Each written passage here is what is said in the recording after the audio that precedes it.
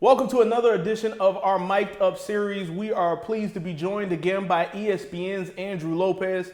Andrew, thank you so much for joining us. No problem, man. Glad to be here. Let's get started with the last time we talked, we said that it was probably 50-50 that the NBA was going to come back and resume. If you had to put a number on it now, what would you say? I think it's 99. I want to, it's pretty much going to come back. I mean, I think all signs are pointing that way. It's just a matter of what it's going to look like at this point. We have a location kind of set up. They're targeting Orlando. They're targeting Disney World. So there's a lot there. It's just what it's going to look like. Is it going to be 30 teams? Is it going to be 24? Is it going to be 16? They just have little details to work out, and I think it would take a very, very big shift in the next week and a half for them not to announce some sort of concrete plan.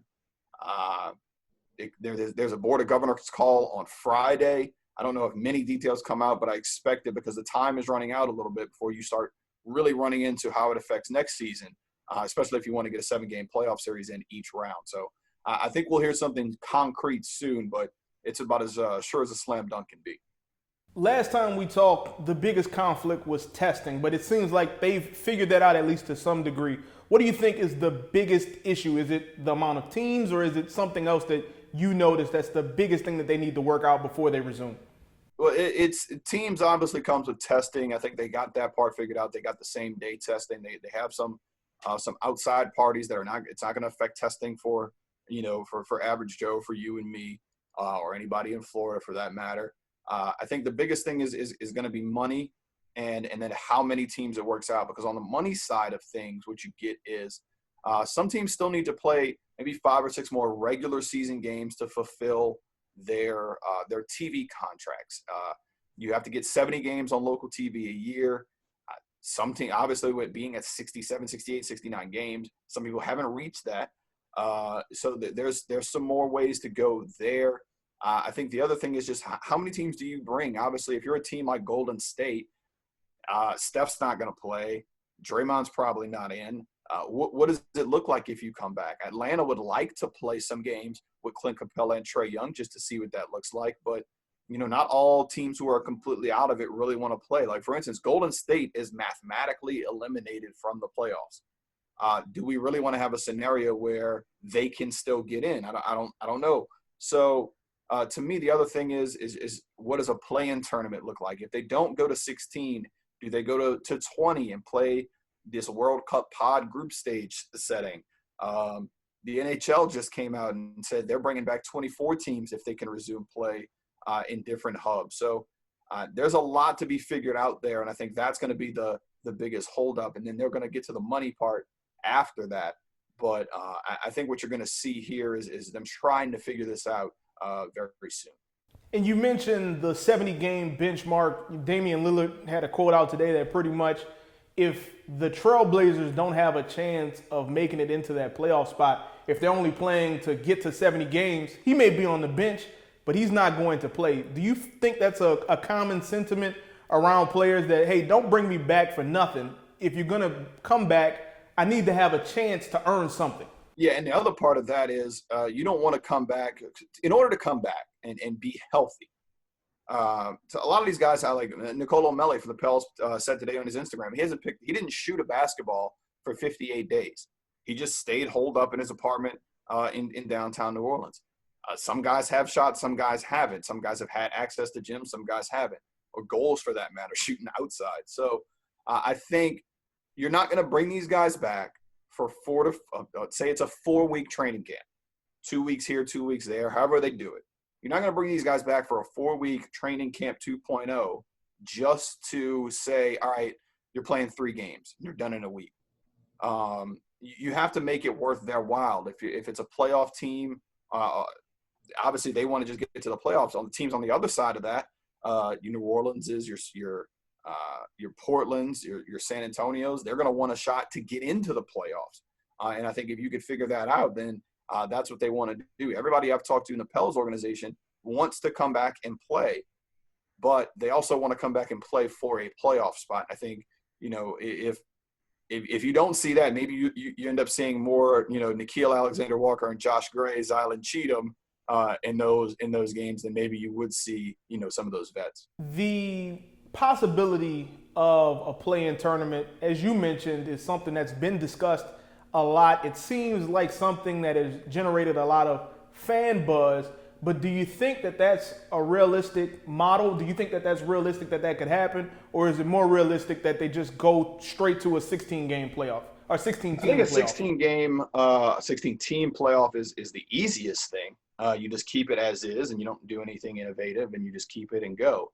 But I do think they want to be innovative. I do think they want to try some different things. Remember, they wanted to try that mid-season tournament. They wanted to try a play-in tournament. They wanted to try reseeding. Guess what? You got a shot, man. You got a chance now. This is a global pandemic. Everybody's dealing with different things. Everybody has to try to make things up. I mean, we're looking at football games in the fall with no fans, with 20,000 fans in an 80,000 seat stadium. Like, what is that going to look like? Everything is going to look different. So why not try it right now? Why not try a play-in tournament? And then you can figure out if it works or not. You can figure out if reseeding 1 through 16 works or not, whether that's the top 16 teams by record or whether that's you just take 1 through 8 in each conference and then reseed them. So to me, there's just a lot going on.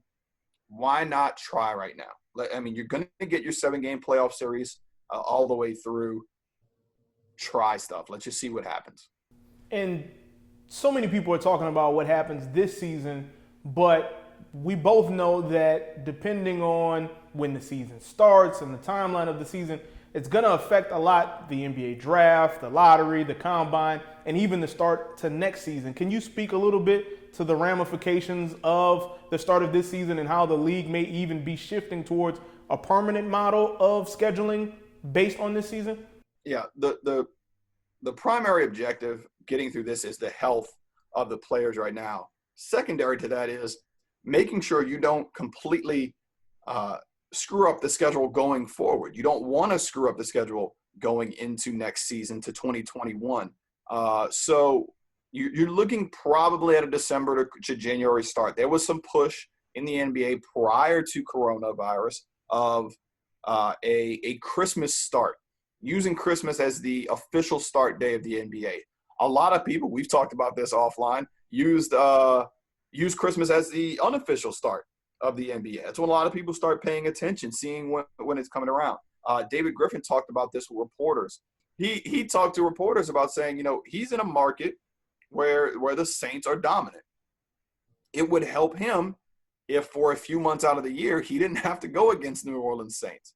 Obviously, they're never really going to compete directly on a Sunday, but let's use that to our advantage and start the season and try to drum up a brand new schedule where your training camp starts in November, your summer league becomes fall league. Well, let me start at the season and then work your way back. You start your season in December on Christmas. You go through, the playoffs would end in August. Your draft comes in September.